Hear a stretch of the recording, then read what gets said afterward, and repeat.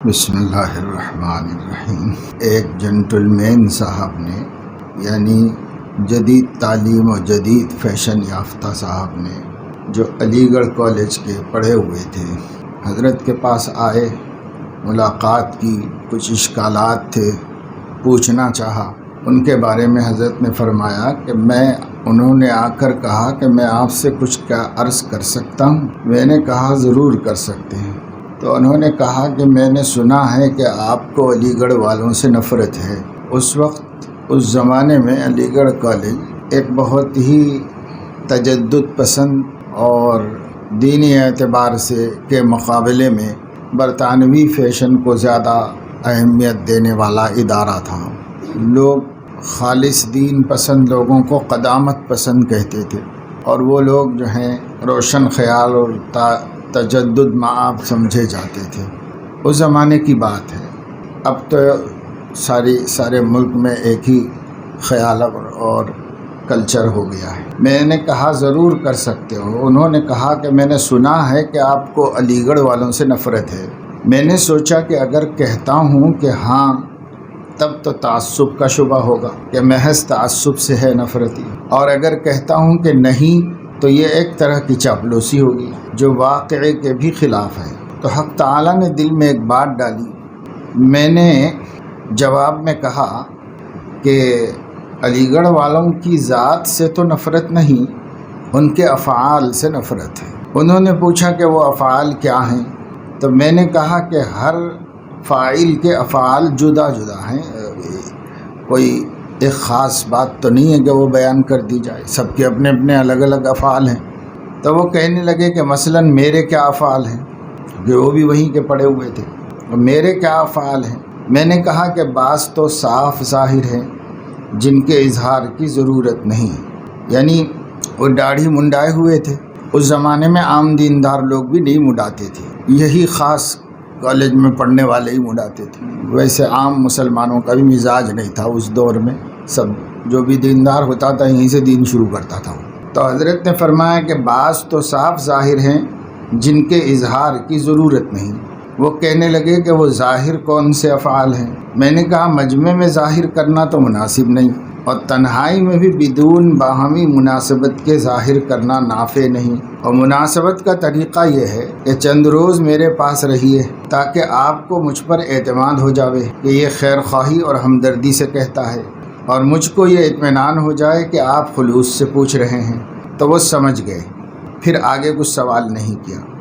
حضرت فرماتے ہیں غرض ان متکبروں کی رعایت کی ضرورت نہیں، تجربے کی بات ہے کہ رعایتی گفتگو کا کوئی نتیجہ نہیں نکلتا، ہر بات اصول کے ماتحت ہونی چاہیے۔ انہی اصول میں سے ایک یہ ہے کہ اول یہ دیکھ لیا جائے کہ مخالف کو اپنی فاسد رائے پر جزم ہے یا تردد۔ جزم مطلب یقین اور اصرار ہے، یا اس کو تردد ہے۔ اگر جزم ہے، یعنی اپنے خیالات کو وہی خیالات ہی کو صحیح سمجھتے ہیں، تو ہم گفتگو نہ کریں گے کہ محض فضول ہے۔ اور اگر ان کو تردد ہے تو بے شک گفتگو کریں گے۔ تردد مطلب ابھی انہیں یقین نہیں ہے کہ میں صحیح ہوں یا غلط ہوں، اس کا یقین نہیں ہے۔ لیکن اس صورت میں بھی گفتگو سے پہلے قدر موانست کی ضرورت ہے تاکہ باہمی اعتماد ہو، ورنہ سب کیا کرایا بیکار ہو جائے گا۔ فضل خدا متوجہ ہونے کے لیے بندے میں طلب ہونا ضروری ہے۔ فرمایا عادت اللہ یہی ہے کہ بدون طلب کے کچھ نہیں ہوتا، اس طرف سے طلب ہو پھر اس طرف سے سب کچھ ہوتا ہے۔ جیسے جواب شکوہ میں اقبال نے کہا کہ ہم تو مائل بکرم ہیں، کوئی سائل ہی نہیں، راہ دکھلائیں کسے رہ رہے منزل ہی نہیں۔ تو یہ اصل بات ہے۔ اقبال بڑے ادیب تھے، انہوں نے شکوہ میں اتنا سب کچھ کہہ دیا بندوں کی طرف سے خدا پر کہ جس نے بھی کہا کہ یہ کفر ہے تو صحیح ہی کہا، اس لیے کہ باتیں سب ایسے ہی تھیں، الزامات و اتہامات اللہ تعالیٰ پر۔ لیکن شکوہ میں اقبال نے عوام الناس کی زبان استعمال کی، جو ان کے خیالات ہیں، جو ان کے اپنے سوچنا ہے، جو ان کے اپنے ذہنوں میں باتیں ہیں، اور بے ایمانوں کے بھی جو اللہ تعالیٰ کے بارے میں خیالات ہیں، وہ سب ملا کے ایک شکوہ بنایا۔ لیکن ان سے غلطی ہوئی کہ شکوہ اور جواب شکوہ ایک ساتھ نہیں چھاپا انہوں نے، شکوہ پہلے چھاپ دیا، اور شکوے میں ایسی ایسی گستاخیاں تھیں کہ ظاہر ہے کہ ہر کسی نے تکفیر کی۔ پھر انہوں نے جواب شکوہ شائع کیا کہ یہ بندے تو یہ کہتے ہیں، اللہ تعالیٰ کیا کہتا ہے جواب میں؟ تو جو جواب میں اللہ تعالیٰ کے جواب شکوہ انہوں نے لکھا، اس میں سب بندوں کی غلطیاں کوتاہیاں اس میں گنائی کہ تم لوگ یہ کرتے ہو، تمہارا حال ایسا ہے، پھر کیسے ہماری مدد تم کو مل سکتی ہے؟ ہم نے تو کوئی بے وفائی نہیں کی ہے۔ انہوں نے شکوہ کیا کہ حق پرستوں کی اگر تو نے دل جوئی نہیں تو تانا دیں گے بت کہ مسلم کا خدا کوئی نہیں۔ تو یہ بھی اللہ کے سر پہ تھوپ دیا، وہ اللہ تو دل جوئی کرتا ہی ہے بندوں کی، اللہ تعالیٰ اس کے باوجود کر رہا ہے، لیکن جو بندے کہتے رہتے ہیں نا وہی بات انہوں نے کہی۔ اور جواب شکوہ میں کہا کہ کس قدر شاق تم پہ صبح کی بیداری ہے، ہم سے کب پیار ہے، تم کو تو نیند پیاری ہے۔ تو ہر معقول جواب اللہ کی طرف سے دے دیا انہوں نے، بھئی اصل بات تو تمہاری گڑبڑ ہے، سب تم صحیح ہوتے تو یہ سب نہ ہوتا۔ عادت اللہ یہی ہے کہ بدون طلب کے کچھ نہیں ہوتا۔ طلب بھی بسا اوقات ہوتی ہے، لیکن وہ بس ایسے ہی برائے نام ہوتی ہے۔ طلب صادق ہونی چاہیے، طلب صادق کے بعد فضل الہی متوجہ ہوتا ہے۔ اللہ تعالیٰ وعدہ کیے ہیں اور وعدے کو پورا کرتے ہیں۔ مصلح کی اتباع کی ضرورت، فرمایا کہ تم بھی نیت اور ارادہ کے ساتھ کام میں لگو، سوال جواب میں مت پڑو، زیادہ تدقیق و تعمق بال کی کھال نکالنے کی ضرورت نہیں، اتباع کی ضرورت۔ افسوس ہے 2 وقت کھانا کھانے میں باورچی پر تو اعتماد کریں کہ اس نے کھانے میں زہر نہیں ملایا، اور اپنے خیر خواہوں پر اعتماد نہ ہو۔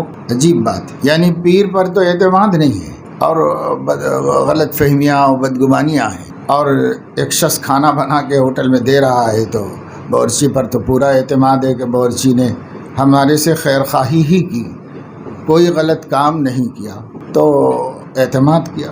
حضرت مولانا یوسف صاحب بستوی رحمۃ اللہ علیہ تشریف لاتے رہتے تھے تب اپنی حیات میں۔ ایک دفعہ یہاں ایک مسجد میں بیان کرتے ہوئے فرمایا کہ یہ عجیب بات ہے کہ نائی کے سامنے تو گردن جھکا دیتے ہیں کہ چاہے سر موڑے چاہے گردن کاٹ دے تمہاری، اس کے ہاتھ میں اس طرح ہے، ذرا سر پہ گلے پہ رکھ کے دبا دے تو قصہ ختم ہو جائے گا۔ جی نہیں، اتنا خطرناک اسلحہ لے کے بیٹھا ہوا ہے، تو اس کے سامنے تو گردن جھکا کے آرام سے بیٹھ گئے۔ کیا پتا کہ سر ہی موڑے گا کہ یا گلا کاٹ دے گا، رگیں پھاڑ دے گا، کرنا چاہے تو وہ بھی کر سکتا ہے۔ تو کہا نہیں ایسا نہیں کرے گا، غالب گمان کی وجہ سے اعتماد کیا۔ اور ائمہ پر اور مشائخ پر بدگمان ہیں کہ یہ لوگ ہم کو سیدھا رستہ دکھائیں گے کہ نہیں دکھائیں گے، دکھائیں گے کہ نہیں دکھائیں گے، اس میں بدگمان ہے۔ افسوس ہے کہ 2 وقت کھانا کھانے میں باورچی پر تو اعتماد کریں کہ اس نے کھانے میں زہر نہیں ملایا، اور اپنے خیر خواہوں پر اعتماد نہ ہو، ان سے کب قیل و قال کی جائے کہ صاحب یہ کیسا وہ کیسا۔ اس تدقیق یعنی ضرورت سے زیادہ باریک بینی اور بے فائدہ باتوں کے پیچھے پڑنے میں یہ بھی داخل ہے کہ اس کو دیکھا جاوے کہ ہمارا عمل کامل ہے یا ناقص۔ اگر ناقص ہوا تو بددل ہو کر ہمت ہار دی۔ یعنی بہت زیادہ باریک بینی میں یہ بھی داخل ہے کہ آدمی اب بحیثیت مجموعی پیر کی دین کو نہیں دیکھ رہا ہے، بلکہ ایک ایک جزیے میں جھانک کے دیکھ رہا ہے کہ وہ عمل کر رہا ہے کہ نہیں کر رہا ہے۔ ظاہر ہے کہ ایسا کبھی ملے گا نہیں دنیا میں کوئی، اور جب ملے گا نہیں تو کبھی مقصود حاصل نہیں ہوگا، کیونکہ اگر کوئی نقص ملا تو بددل ہو کر ہمت ہار دے گا۔ یعنی اب حوصلہ ٹوٹ جائے گا، صاحب یہی صاحب عمل نہیں کرتے، ہم کیا کریں گے ان کے ساتھ تعلق رکھ کے، ہم کیا آگے بڑھیں گے، ایسے ہوگا۔ صاحب و حضرت کے مخاطب کرنے کا انداز ایسا تھا جیسے ہم لوگ بزرگوں دوستوں بولتے ہیں، حضرت صاحب و بولتے ہیں۔ صاحب و معلوم بھی ہے کہ عمل میں جس کمال کے تم منتظر ہو کہ کوئی نقص نہ ہونا چاہیے، وہ کمال تو صرف ذات پاک باری تعالیٰ ہی کے ساتھ خاص ہے، ورنہ اس ذات کے سامنے تو انبیاء بھی کامل نہیں ہیں، اور کسی کا تو کیا منہ ہے کہ کامل ہونے کا دعویٰ کرے یا منتظر ہو، اس کے سامنے تو جو کامل بھی ہوگا وہ ناقص ہی ہوگا۔ یہی بڑی رحمت ہے کہ ہم ناقص ہی ہیں، محروم تو نہیں ہیں، اور اگر کمال کے در پہ ہو گئے اور وہ ممکن نہیں تو کیا نتیجہ ہوگا؟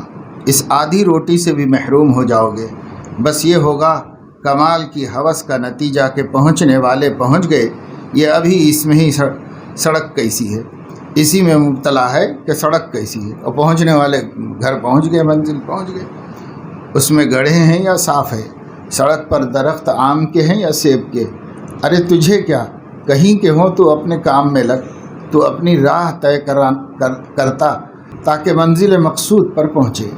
ہم تو ہر حال میں ناقص ہی رہیں گے، ہمارا علم بھی ناقص، عمل بھی ناقص، نظر بھی ناقص، ان تحقیقات میں تمہیں کیا مل رہا ہے؟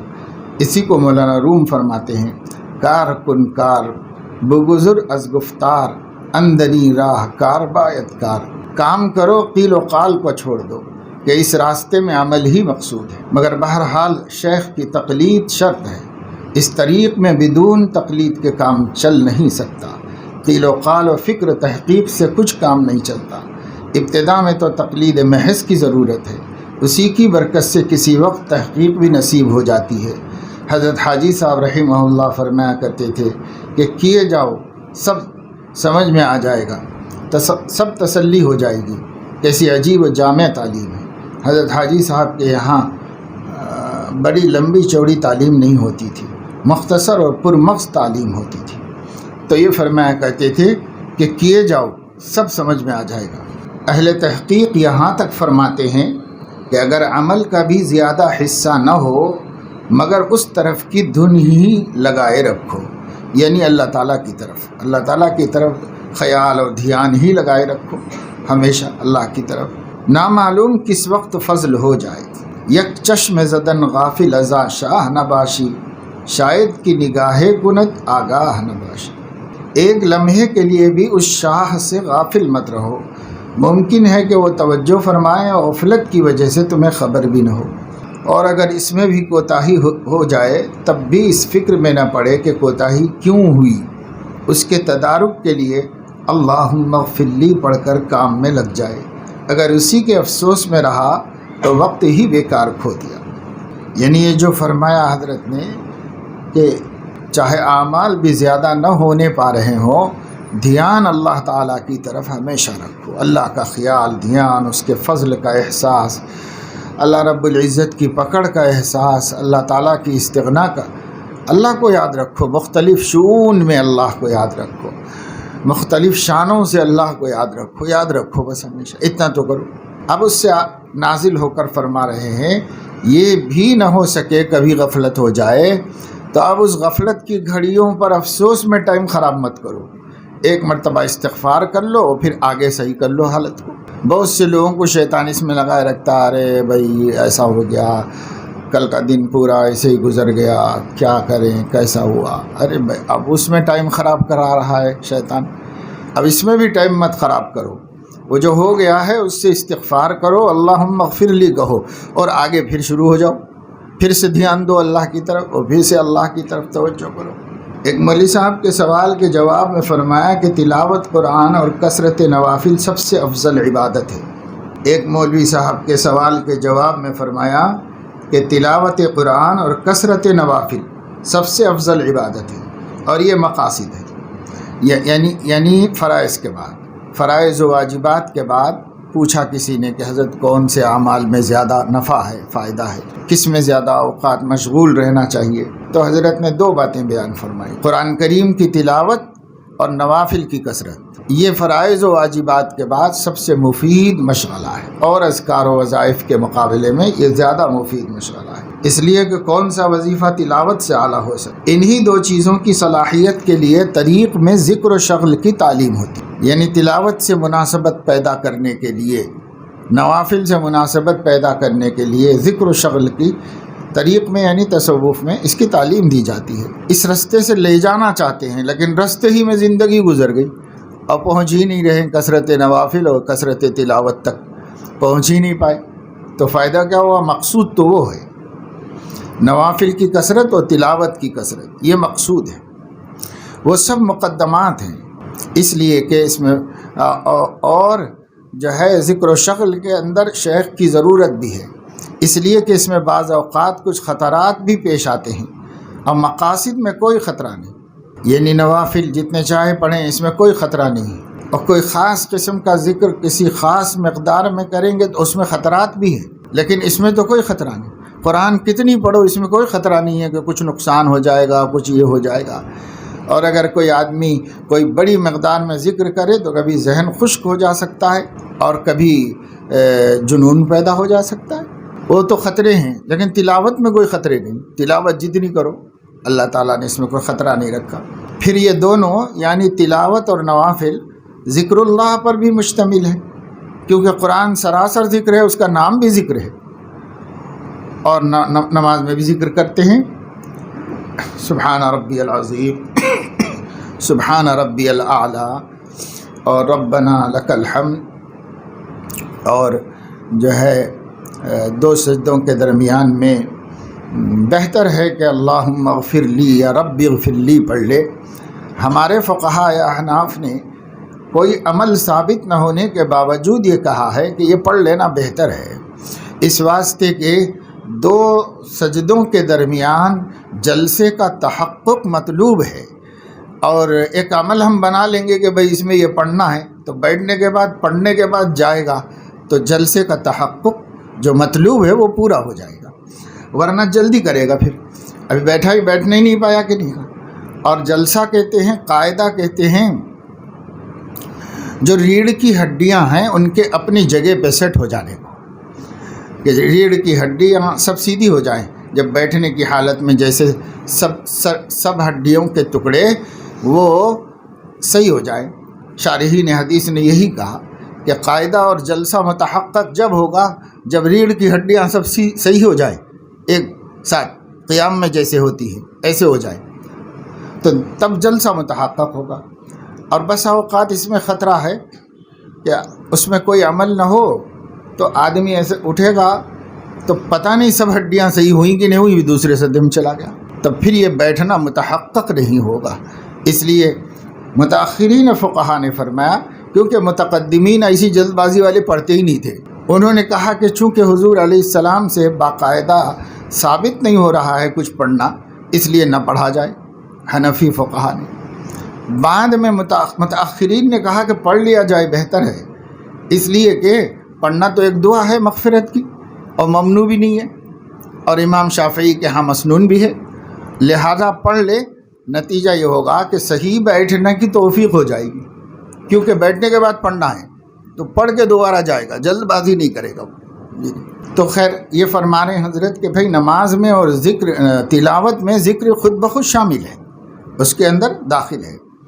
ان دونوں کی بھی روح اعظم ذکر ہی ہے، وہ خود ان میں مضمر ہے۔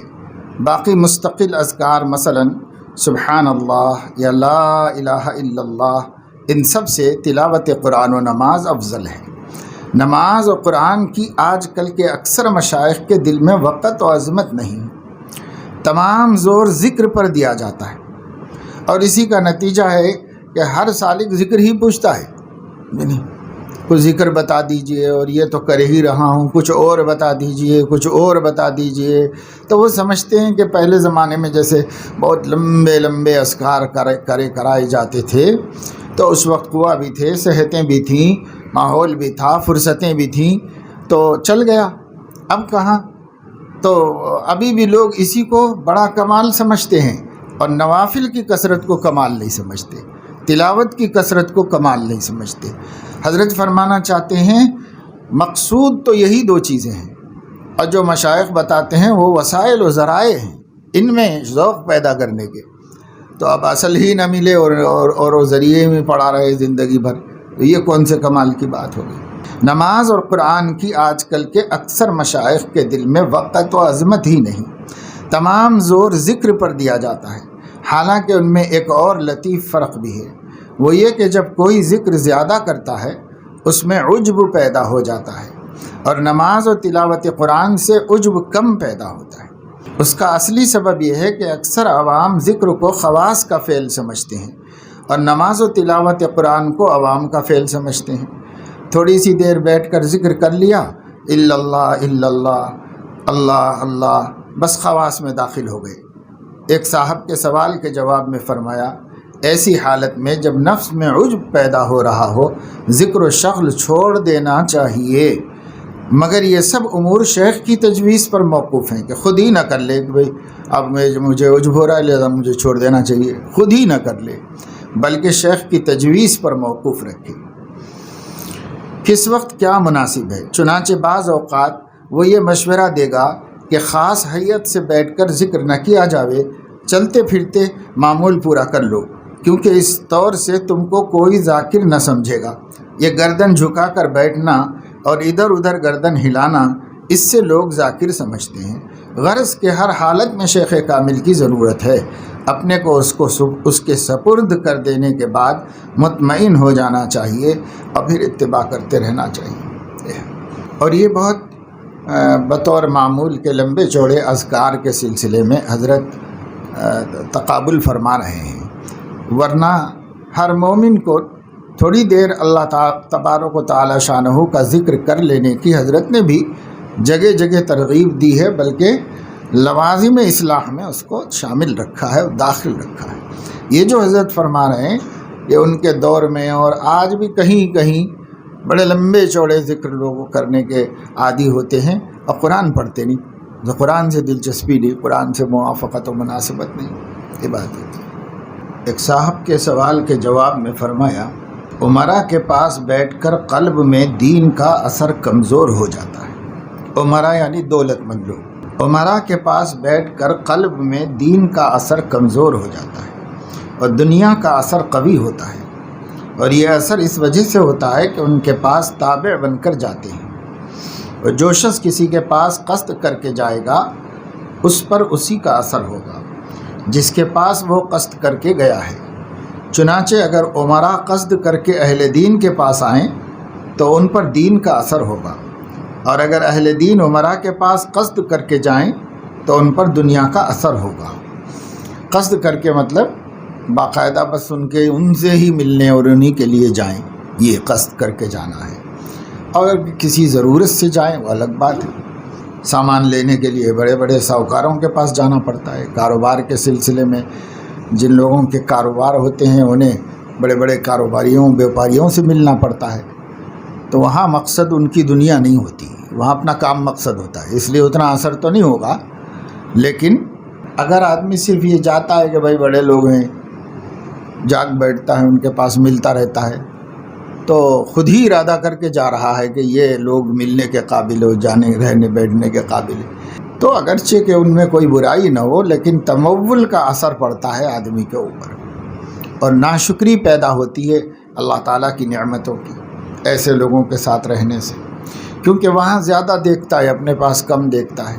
نتیجہ یہ ہوتا ہے کہ شکایت کا مزاج بن جاتا ہے اس کا، ورنہ خوش تھا اللہ تعالیٰ سے اور ہمیشہ شکر کرتا رہتا تھا، اللہ پاک تیرا کتنا کرم ہے، یہ نعمت ہے، یہ نعمت ہے، یہ نعمت ہے سب، لیکن وہاں جا کے کم نظر آتی ہے۔ ہمارے پاس کیا ہے، سب ان لوگوں کے پاس ہے۔ تو اب ایک تو ہوس پیدا ہوتی ہے جو آدمی کو اس کے دین اور فکر آخرت سے غافل کر دیتی ہے، اور دوسرے یہ کہ ناشکری پیدا ہوتی ہے کہ بھائی اللہ تعالیٰ کی بجائے شکر کے شکایت اس کی زبان پر آنے لگتی ہے۔ یہ بہت غلط بات ہے۔ سو جا رہے ہیں کہ سن رہے ہیں آپ لوگ؟ سن رہے ہیں، ذرا وہ لائن صحیح کر لو، کیونکہ مسلمان سپاہی ہیں، ہر جگہ لائن میں رہتے ہیں، سپاہی جہاں جائے گا لائن میں رہے گا۔ ان لوگوں کی کوئی دعوت ہے تو کھانے میں بھی لائن لگا دیتے ہیں وہ لوگ، سیدھی بالکل ہر جگہ۔ ایک کوئی صاحب آئے تھے ایک ناظم صاحب کے پاس، ایک مدرسے کے ناظم صاحب بتا رہے تھے کہ انہوں نے کہا کہ بچے ایسا لائن میں کھڑے کے کھانا لیتے ہیں، اچھا نہیں دکھتا، بھکاریوں کی طرح نظر آتا ہے، تو یہ سسٹم آپ لوگوں کا صحیح نہیں ہے۔ تو انہوں نے پتہ نہیں کہاں سے دیکھ کے رکھا ہوا تھا کہ بہت بڑے بڑے قابل لوگوں کی کہیں پر سیمینار تھی، اس سیمینار کے بعد جو ہے وہ بفے سسٹم تھا، کھانا خود لے لینا کھا لینا، تو وہاں پر لوگ جو ہے پلیٹیں لے کے جو دوڑ رہے تھے، وہ کھانے کی لائن بنا رہے تھے، وہ فوٹو دکھا دی انہوں نے کہ سب یہ ذرا دیکھو ویڈیو، یہ کون لوگ ہیں، یہ بھکاری نہیں نظر آ رہی، یہ کھانے کے بھوکے نہیں نظر آ رہے یہ لوگ۔ تو اب برا کیا ہو گیا بھائی؟ تو جب آدمی جیسی نظر سے دیکھے گا ویسے اس کی سمجھ میں آئے گا۔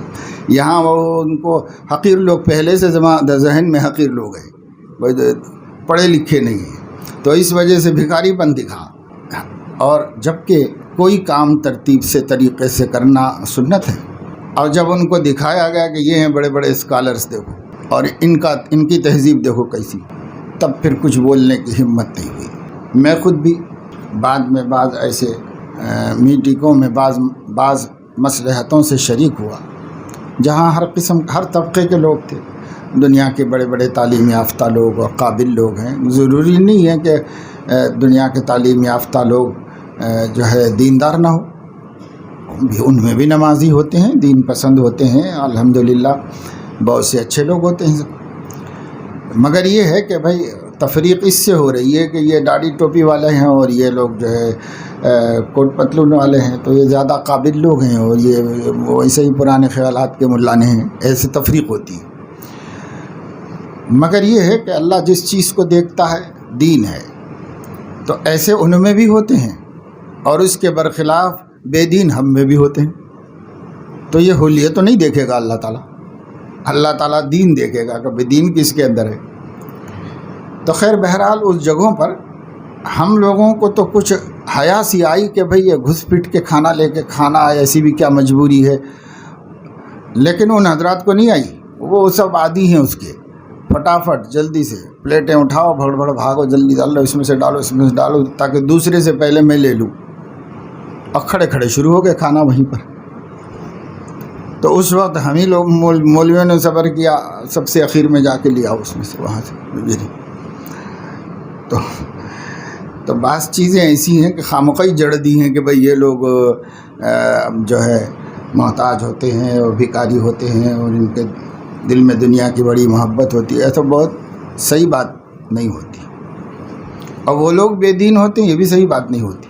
انہیں بہت لوگ الحمدللہ اچھے کام، اچھا ذہن، اچھے خیال کے ہوتے ہیں. لیکن بعض چیزیں کلچرلی ایسے ہو جاتی ہیں. ان کلچر ایسے ہی کھانے کا فوراً گر پڑ کے اپنا لے لینا چاہیے.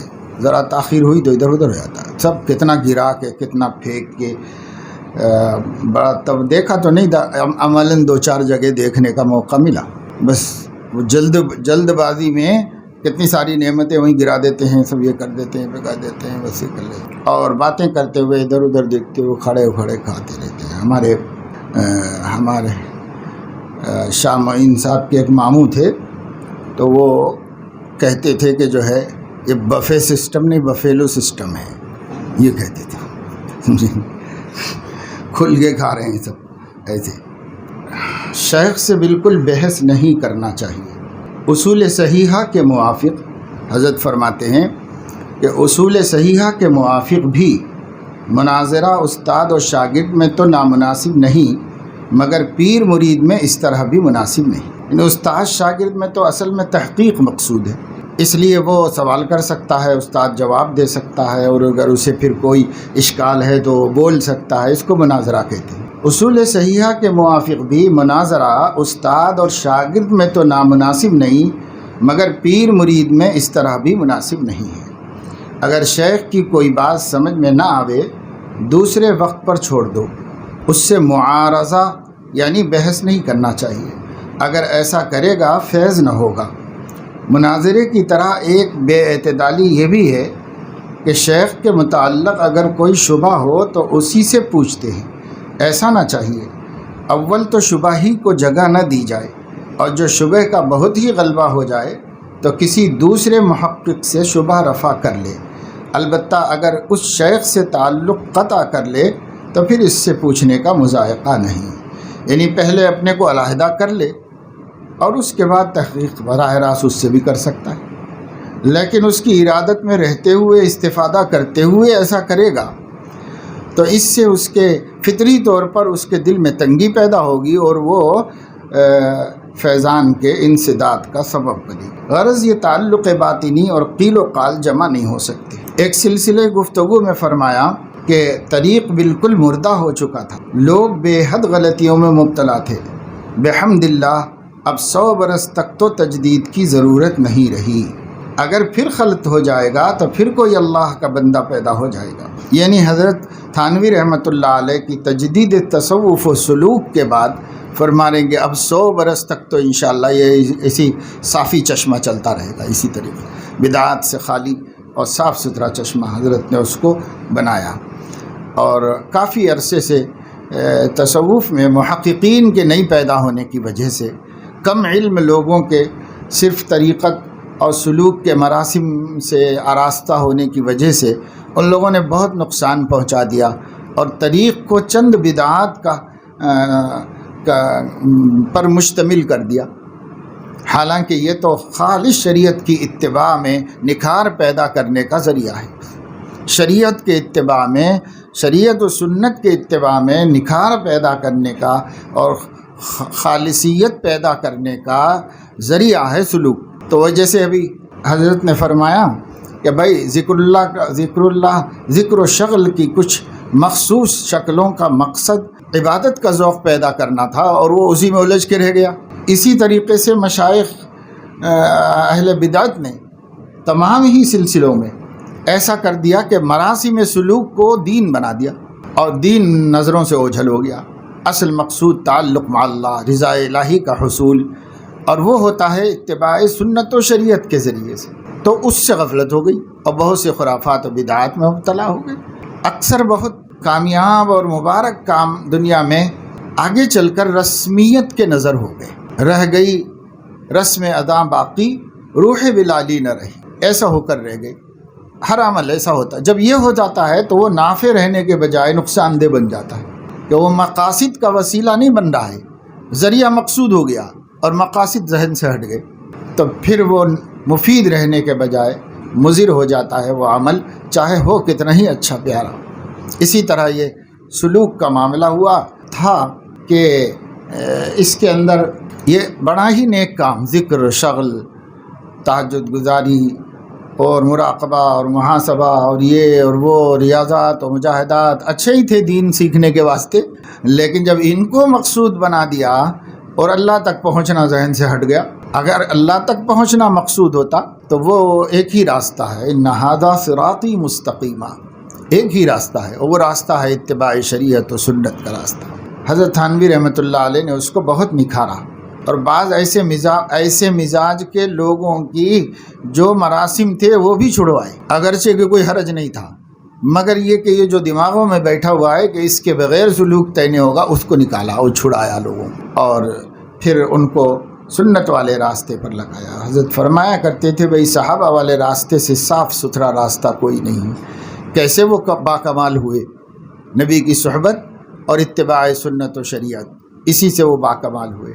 آج بھی یہی ہے، کسی اللہ کے نیک بندے کی صحبت اور اتباع شریعت و سنت اور گناہوں سے اجتناب و فرار، بس ہو گیا رستہ طے۔ اسی پر لا کے حضرت نے اس کو رکھ دیا، اور اس کے بعد بطور اللہ کے شکر کے فرما رہے ہیں کہ بحمد اللہ اب 100 برس تک تو تجدید کی ضرورت نہیں رہی، اور 100 برس تو ہونے کو آ گئے ہیں، تو اب بھی جو ہے آہستہ آہستہ جو ہے لوگ مشائخ سے وابستہ تو ہو رہے ہیں، لیکن جو روح طریقت ہے اس میں کمزوری آنا شروع ہو گئی۔ تو حضرت نے فرمایا کہ چونکہ یہ اللہ کا دین ہے، اس لیے پھر کوئی اللہ کا بندہ پیدا ہو جائے گا اور پھر وہ اس کو اس کے صحیح راستے پہ لے آئے گا، کیونکہ اب انبیاء تو آئیں گے نہیں۔ جب انبیاء نہیں آئیں گے تو امت میں سے ہی اللہ کسی سے کام لے گا، مجددین طریق کو کھڑا کرے گا اور ان سے اللہ تعالیٰ کام لے گا۔ ایک نو والد صاحب نے درخواست بیعت کی۔ حضرت والا نے بیعت کے متعلق اصول اور قواعد بیان کر کے فرمایا کہ اب ان اصول اور قواعد کو سن لینے کے بعد جو رائے قائم کی ہو وہ بتلا دو۔ اس پر ان صاحب نے عرض کیا کہ جو حضرت کی رائے ہو۔ فرمایا کہ قواعد بتلانے کے بعد استفسار کے جواب میں یہ کہنا کہ جیسے رائے ہو نہایت بد تہذیبی ہے، جس کا مطلب یہ ہے کہ یہ استفسار لغو ہے۔ کیا کلام کی معاشرت کا کوئی ادب نہیں؟ یعنی بات چیت کی بھی معاشرت ہوتی ہے، اس کا بھی ادب ہوتا ہے۔ کیا کلام کی معاشرت کا کوئی ادب نہیں؟ استفسار پر اپنی رائے ظاہر کرنا چاہیے، دوسرے پر بوجھ ڈالنا خلاف تہذیب ہے۔ کام تو اپنا اور بوجھ دوسرے پر، یہ کیا لغو حرکت ہے؟ یعنی جب مشورہ کچھ لے رہے ہیں اور وہ اس کے جواب میں اپنا بڑا اپنے سے پوچھے کوئی سوال، تو سوال کا جواب دینا چاہیے۔ اب بھی ایسی غلطی لوگ کرتے ہیں، جیسے آپ فرمائیں ابے جو فرمانا ہے وہ بعد میں فرمائیں گے، پہلے تمہاری رائے پوچھ رہے ہیں، اپنی بول دو جو بھی ہے، وہ چاہے قبول کرے نہ کرے، اور تمہاری بول دینے کے بعد اس کے خلاف بھی وہ بول دیں، ہنسی خوشی عمل کر لو اس کو۔ لیکن جب پوچھا جا رہا ہے تو یہ کہنا کہ جیسے آپ فرمائیں، اس سے واقعی بہت بوجھ ہوتا ہے۔ ایک صاحب سے میں نے ابھی کچھ دنوں پہلے مدرسے کی کسی مصلحت سے ایک تبدیلی کے بارے میں کہا کہ یہ کام آپ کر لو گے، تھوڑا سوچ کے جواب دو مجھے۔ تو تھوڑا سوچ کے انہوں نے لمبا چوڑا جواب لکھ کے دیا، لیکن سمجھ میں کچھ بھی نہیں آیا اس سے کہ ہاں کہنا چاہ رہے ہیں کہ نہ کہنا چاہ رہے ہیں، تو سارا بوجھ ہمارے دماغ پہ ڈال دیا۔ آخر میں یہ لکھ دیا کہ آپ جیسے فرمائیں۔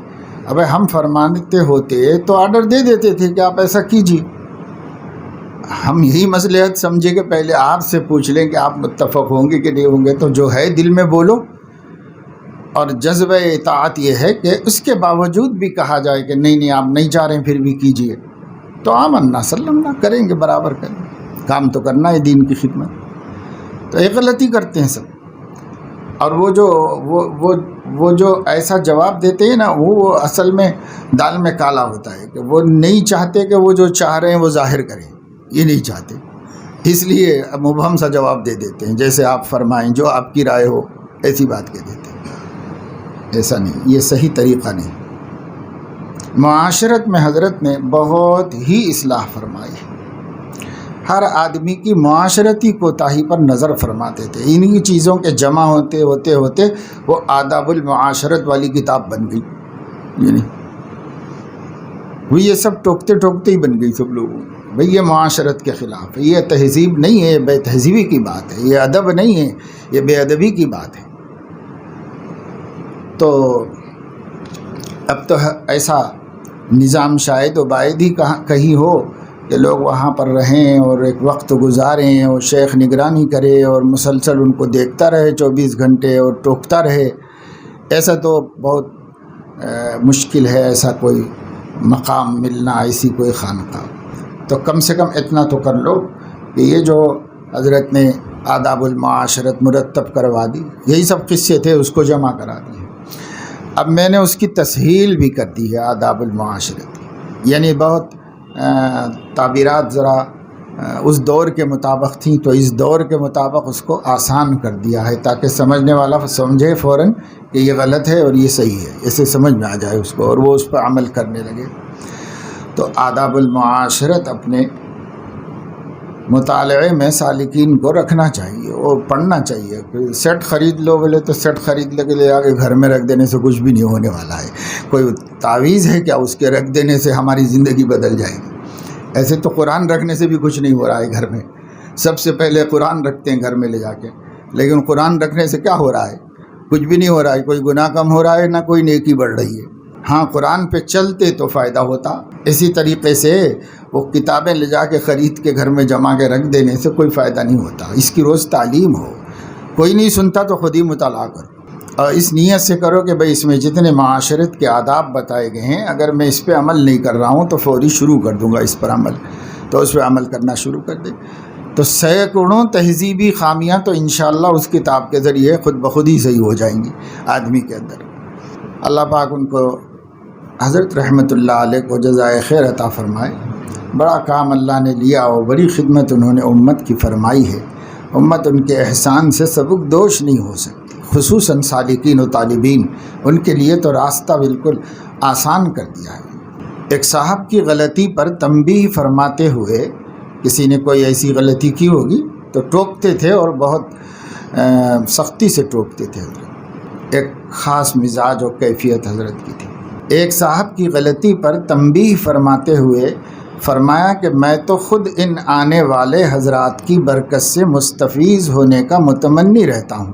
جو لوگ میرے پاس آتے ہیں تربیت کے لیے، حضرت فرما رہے ہیں کہ تربیت کے لیے جو لوگ میرے پاس آتے رہتے ہیں، میں خود ان کے فیض سے اور ان کی صحبت سے مستفیض ہونے کا متمنی رہتا ہوں، اس لیے کہ مجھ کو اپنی حالت خود معلوم ہے، کبھی اس کا وسوسہ بھی نہیں ہوا، اور نہ کبھی یہ وسوسہ آتا ہے کہ مجھ سے ان کو کوئی نفع پہنچ رہا ہے، حتیٰ کہ عین مواخذے کی حالت میں بھی میں اپنے مخاطب کو اپنے سے افضل سمجھتا ہوں۔ یعنی جس وقت ڈانٹ رہے ہوں، جس وقت تنبیہ کر رہے ہوں، فرما رہے ہیں اس وقت بھی اپنے مخاطب کو اپنے سے افضل سمجھتا ہوں۔